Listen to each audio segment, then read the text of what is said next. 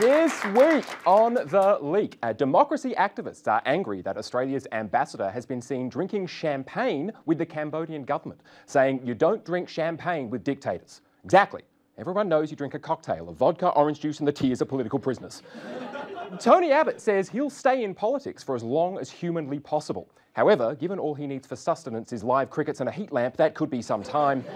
And a UK court has refused to grant a divorce to a woman despite her listing 27 grounds for divorce, with a judge saying that she reached her conclusion with no enthusiasm, which was actually one of the 27 grounds initially listed in the application. This is The Leak.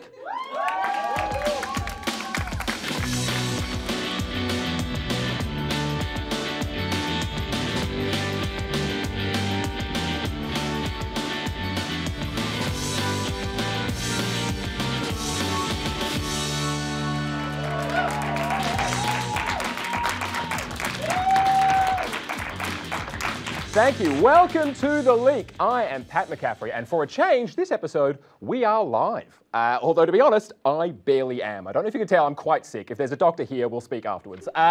The big news, though, this week is the 5 federal by-elections with all 5 seats staying exactly as they were before, making the whole exercise feel even more pointless than politics usually does. So, for example, in Mayo, Georgina Downer, seen here looking just so happy to be alive, took the opportunity created by her losing to use her concession speech to announce that she would run in the seat again, presumably because she just hates herself. The ALP held Braddon in Tasmania, albeit with a little help from local independent and garbage man, presumably, Craig Garland. And they held on in Fremantle and Perth, although the seat of Perth does now appear to be held by someone who's definitely not the Dark Lord, which does make the Coalition's decision not to run against Patrick Gorman in Perth a little less comprehensible. Although, hey, maybe they just think he's a better chance of supporting their company tax cuts now.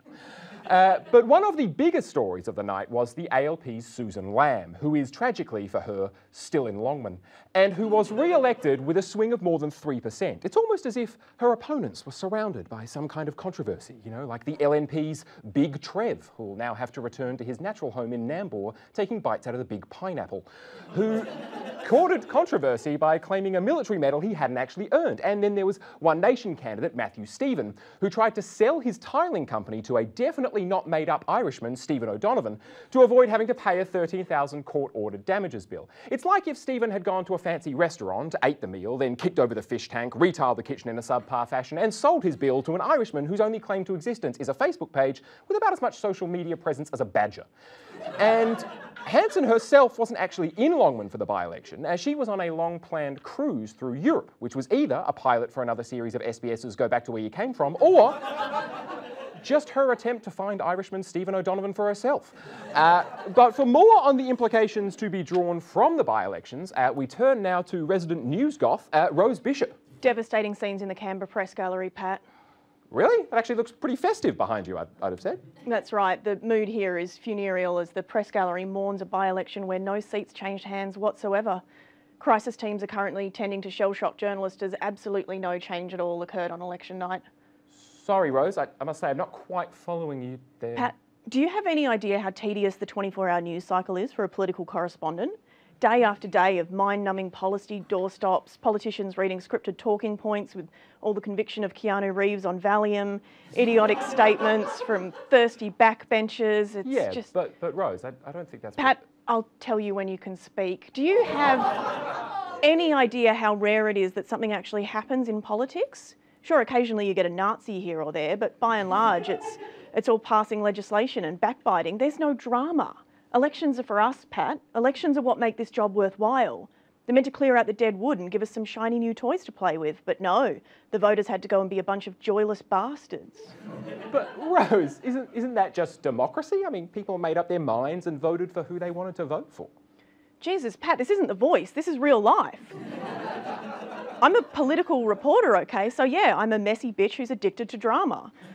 Any whiff of a leadership challenge is enough to keep the monkey off our backs, but when a leader gets rolled or there's a change of government, it's like meth cut with crack refined by God times infinity. Rose, are you okay? How are you doing? This is bullshit. I mean, why couldn't there just be something, anything, like Pauline Hanson's cutouts getting more votes than her candidate, or Alexander Downer drunkenly attacking that Xenophon chick? Something, anything. But Rose, journalists are there to protect us from politicians. So reporting on internal political positioning or gossip without context doesn't really serve us all that well as citizens. I mean, that's just being a bit part in a broader political game. We should want boring news about policy detail, not unsourced rumours about how these by-elections, I don't know, might cause leadership trouble for Malcolm Turnbull. Oh my God, leadership trouble? What have you heard? Do you know anything on the grapevine? No. What are your sources? Tell me, Pat. Don't hold out on me, Pat. You've got to tell me. No, Rose, I don't have anything. That's not what a journalist should do, and you should get some help. Anyway, we'll be right back.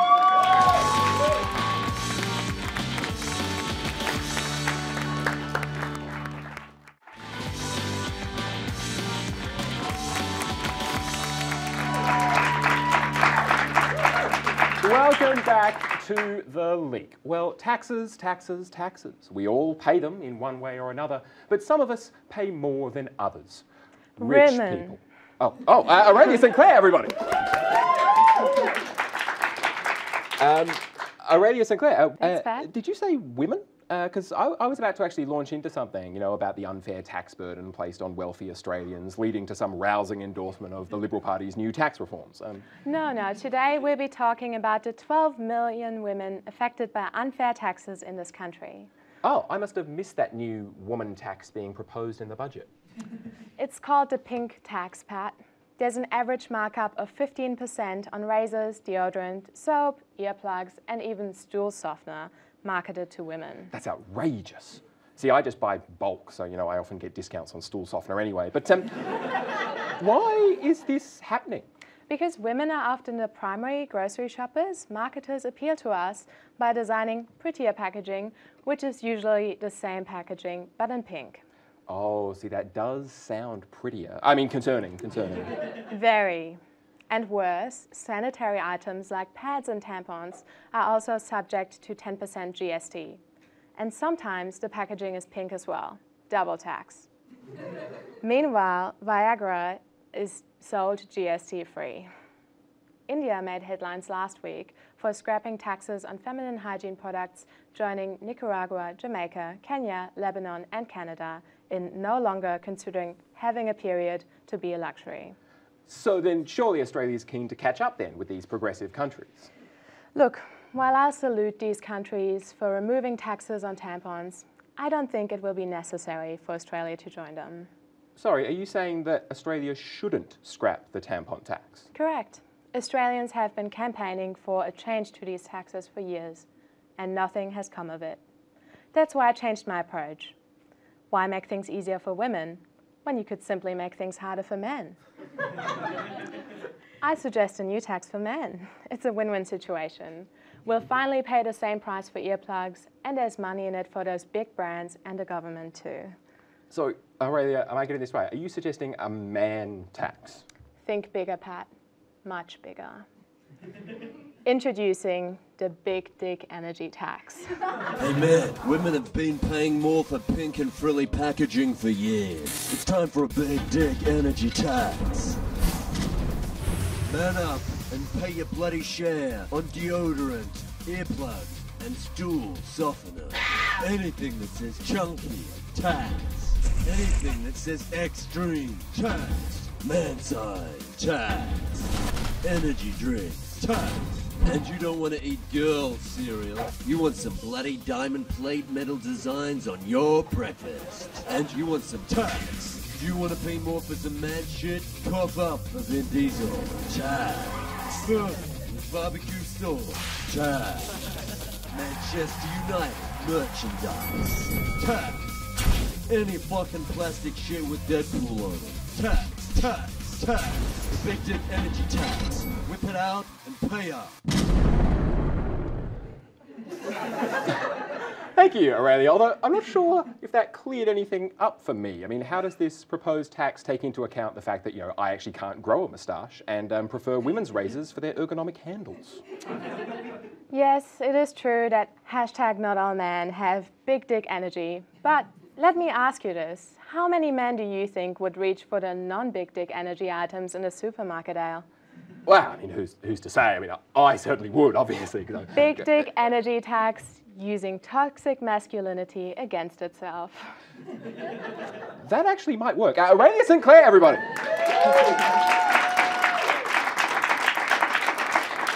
And our top story this week involves journalists. They're the people who produce the news that's overwhelmingly read by journalists. So wait a second, don't journalists only exist because they pay for themselves at this point? I'm confused. Anyway, obviously the biggest news in journalism this week was the announcement that Lee Lin Chin has tragically resigned from SBS. But there was also big news in the Australian media landscape with the announcement that Channel 9 plans to merge with Fairfax. Although I'm not sure that merge is necessarily the right word. I mean, at face value, this seems more like a takeover, given that Nine will own 51.5% of the company, and the company will be called Nine. And the announcement was accompanied with a John Burgess catchphrase clue. Now, whether or not this takeover works is, did you get it? Whether or not this takeover works is completely unknown at the moment, because there are big cultural differences between those organisations that make me think this collaboration could work out about as well as Paula Abdul and MC Scatcat.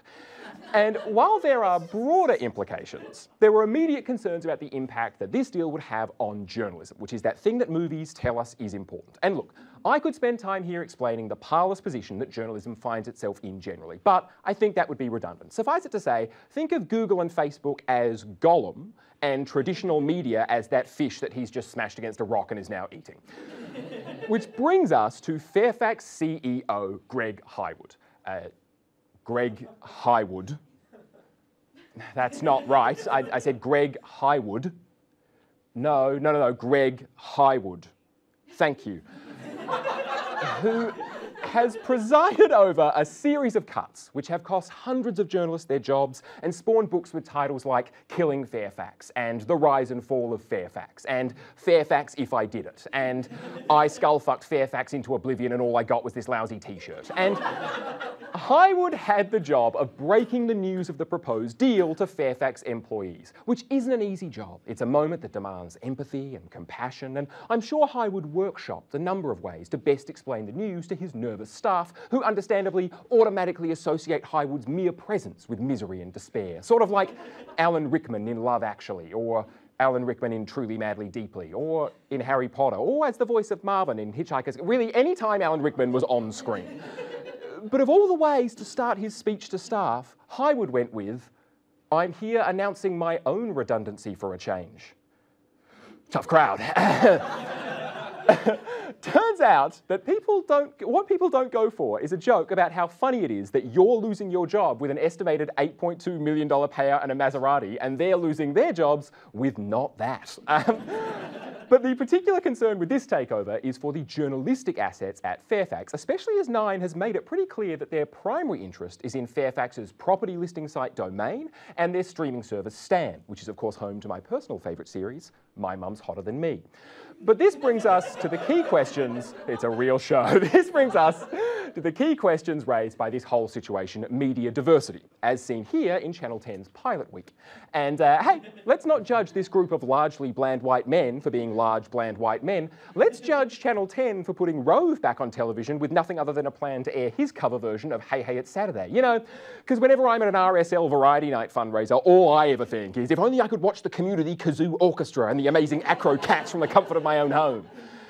But the most obvious issue about media diversity is whether the acquisition of Fairfax will limit their scrutiny of Channel 9. Because while even a Channel 9-owned Pravda could not have saved Russell Gilbert live, media concentration remains a concern. Because whether Fairfax starts running positive reviews for the reality TV shows Channel 9 airs in place of anything with a script is one thing.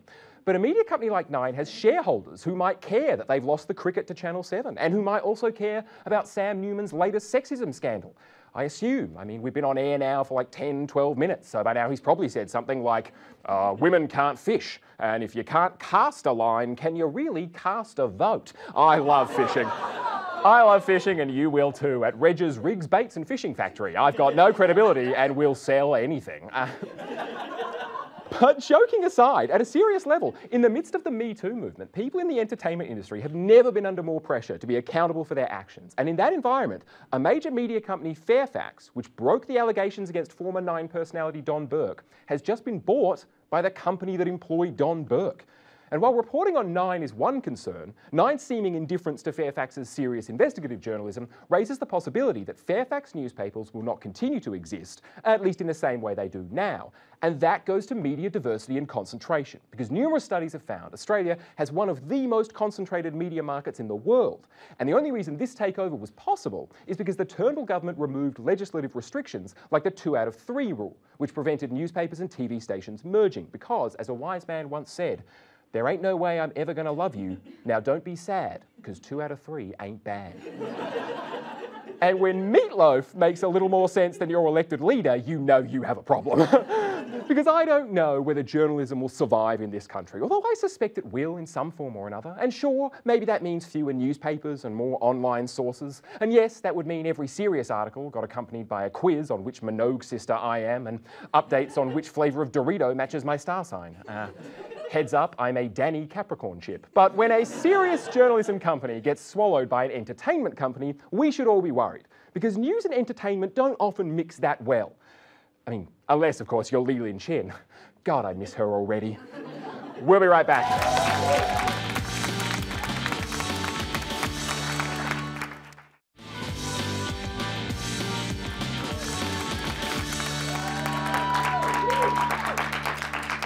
Welcome back to The Leak. Well, politicians, they're so like us. You know, they eat like us, they shake hands like us.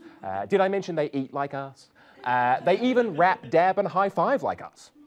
The tables have turned, now it's Shorten's house.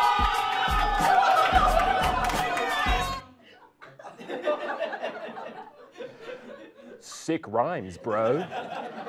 But how often do you hear voters say that what they want is a politician who's just like us? Yeah, great idea. Especially because the people who tend to say I want politicians who are just like us tend to be saying that after failing an all-you-can-eat Parma challenge because they OD'd on pasta salad and chicken nuggets.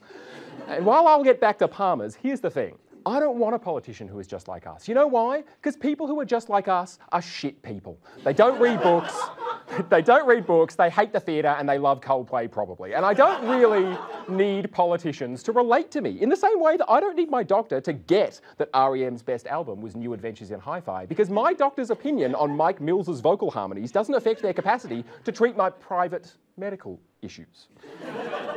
But regardless, our politicians continue to engage in this dumb game of arguing they're just like us. So for example, did John Howard really care about the Broncos' win in '98? And how much does Tony Abbott actually love the NRL? I'd like to welcome our official party joining me on the stage.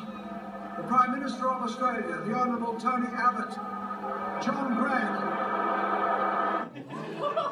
You can actually hear him thinking, fuck all of you.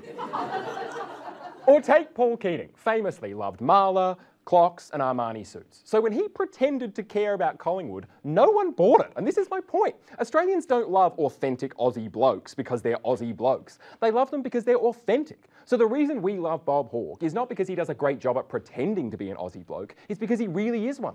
And that's why every time we see him in public, we peer pressure an 88-year-old man into sculling a beer. And the reason people voted for Keating wasn't because he was a Collingwood fan, it was despite it. It was because he was whip smart, and get this, smarter than all of us. So here's the thing, I don't need you to pretend to be like me. So Anthony Albanese, stop pretending you'd ever actually make it as a DJ. And George Christensen, what you're doing is just cultural appropriation of the queer community.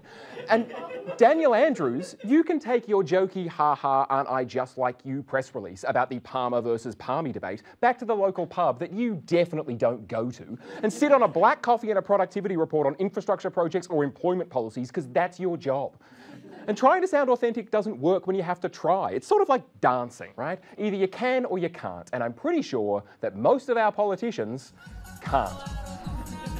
And finally, for something a little different tonight, to the US, where Republican candidate for Virginia's 5th District, Denver Riggleman, has caused controversy after photos from his Instagram were dug up depicting what can best be described as Bigfoot erotica. And you're probably thinking, well, that's that then, there's no way this story could get any weirder at all. Bam, there it is. That's his face that he's photoshopped onto Bigfoot. And this is apparently all to promote his new book, and I promise this is true, Mating Habits of Bigfoot and Why Women Want Him. And all I'll say is this. If those images are accurate, then I guess it really is true what they say about guys with big feet. Well, that is all from us tonight. My thanks to Aurelia St. Clair, Rose Bishop, Matt Young, Eve Ellenberger, and all of the crew here. Join us next week live again at 8:30 for the final episode in this series. I'm Pat McCaffrey. Good evening.